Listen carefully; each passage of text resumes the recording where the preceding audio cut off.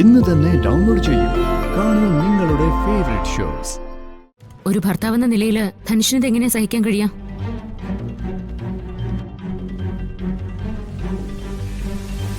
അതുകൊണ്ട് സ്നേഹയോടൊപ്പം ഇനി ജീവിക്കാൻ പറ്റില്ലെന്നാ ധനുഷ് പറയുന്നത്.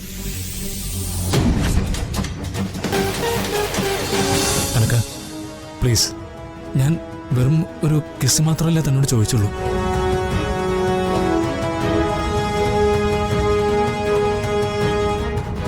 പ്ലീസ്, ഞാൻ ചോദിച്ചത് തെറ്റാണെങ്കിൽ ക്ഷമിക്ക്. തന്നോട് എനിക്ക് അത്രയ്ക്ക് ഇഷ്ടമായതുകൊണ്ടാ. പ്ലീസ്, ഒരു കിസ്. ഹലോ,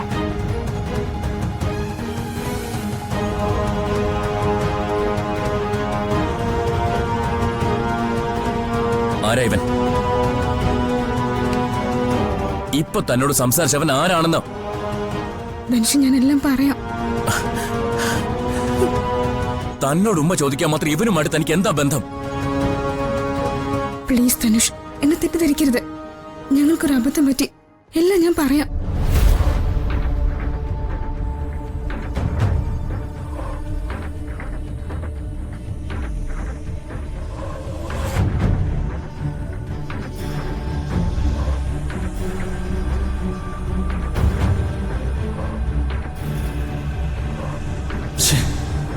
ആകെ മോശമല്ലോ.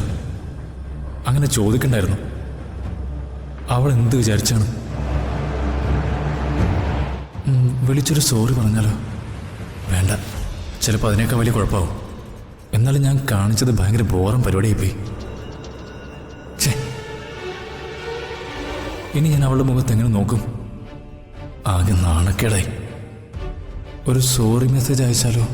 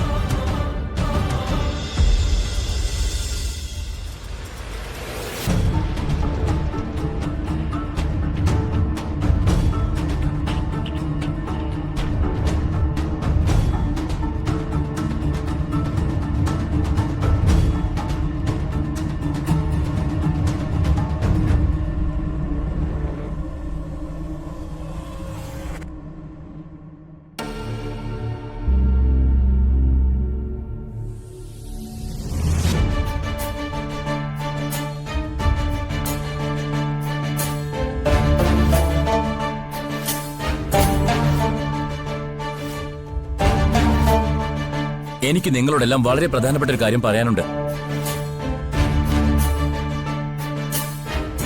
അതങ്ങ് പറഞ്ഞാ പോരെ? അതിനാണോ ഞങ്ങൾ ഇത്രയും നേരം ഇവിടെ വിളിച്ചു നിർത്തിയത്? നിങ്ങൾ തമ്മിൽ എന്തെങ്കിലും പ്രശ്നമുണ്ടോ?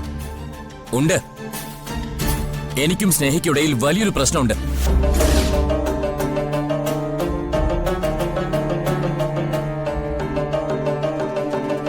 അതെല്ലാവരുടെ മുൻപിൽ വെച്ച് എനിക്ക് നിങ്ങളോട് തുറന്നു പറയാൻ പറ്റില്ല.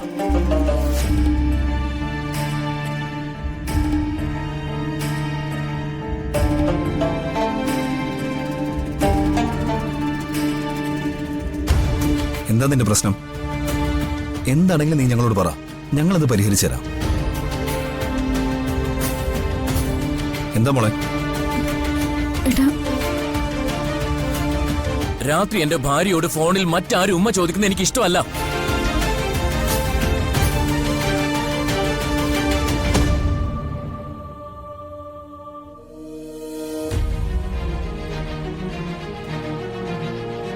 എന്റെ ഭാര്യയ്ക്കൊരു കാമുകനുണ്ട്.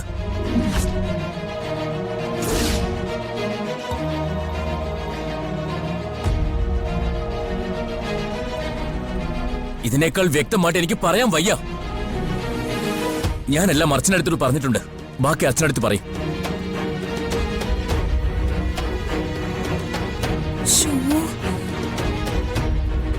എന്താ അർച്ചനടുത്ത് ഇവനെ പറയുന്നത്?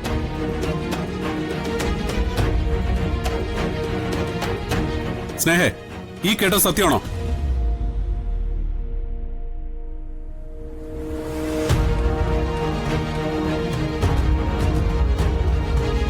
എന്തൊരു നാണക്കേട് അത്. നിനക്കിതിന്റെ വല്ല കാര്യമുണ്ടോ? നാട്ടുകാർ അറിഞ്ഞ എന്ത് പറയും?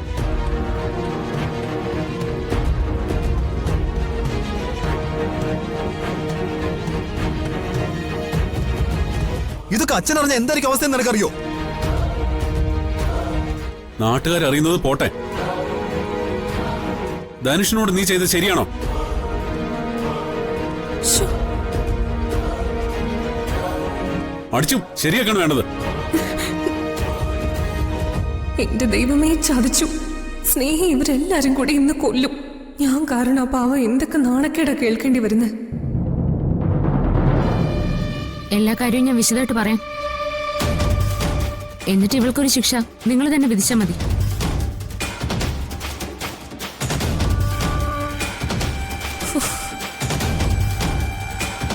ധനുഷ് പറഞ്ഞതൊക്കെ സത്യം. ഒരു പയ്യനുമായിട്ട് ഇവക്ക് പ്രേമമുണ്ട്.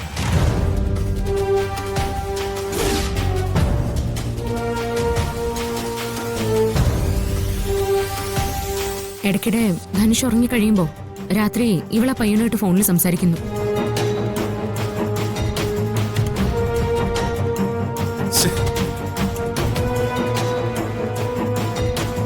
ഒരു ഭർത്താവെന്ന നിലയിൽ ധനുഷിനത് എങ്ങനെയാ സഹിക്കാൻ കഴിയാ?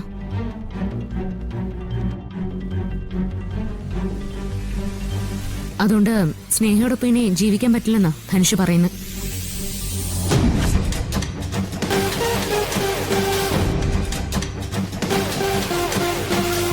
എന്റെ ഈശ്വര, ചതിച്ചു. ആ പാവത്തിന് പണി കിട്ടി. ധനുഷേട്ടൻ കയ്യോടെ പിടിച്ചു. ഇനി ഇവിടുന്ന് എങ്ങനെ രക്ഷപ്പെടും? ഡിവോഴ്സ് വേണമെന്നാ ധനുഷിന്റെ അഭിപ്രായം.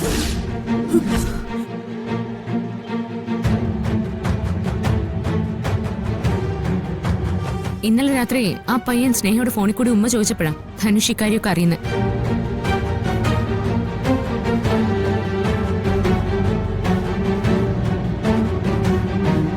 ഞാൻ പറയുന്നതിൽ എന്താ തെറ്റ്? എനിക്കിനി ഇവളോട് ജീവിക്കാൻ പറ്റില്ല. മറ്റൊരാളെ മനസ്സിൽ കൊണ്ടു നടക്കുന്ന ഒരു പെണ്ണിനെ എനിക്ക് ഭാര്യയായിട്ട് വേണ്ട.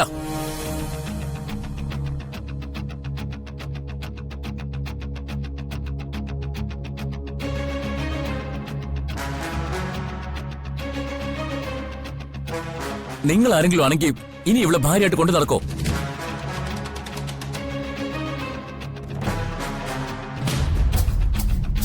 ധനുഷ്, ഞാനൊന്ന് പറഞ്ഞോട്ടെ. നീ ഇനി എന്നോടൊന്നും പറയണ്ട. എല്ലാം ഞാൻ തീരുമാനിച്ചു കഴിഞ്ഞു.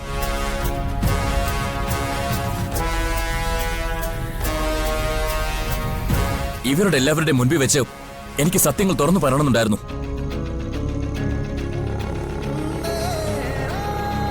സ്നേഹേ, ഇങ്ങനൊന്നുമല്ല നിന്നെക്കുറിച്ച് ഞാൻ വിചാരിച്ചത്. ഇത്രയ്ക്ക് ആത്മാർത്ഥമായിട്ട് നിന്നെ ഞാൻ സ്നേഹിച്ചിട്ട് നീ എന്നെ ചതിച്ചല്ലോ.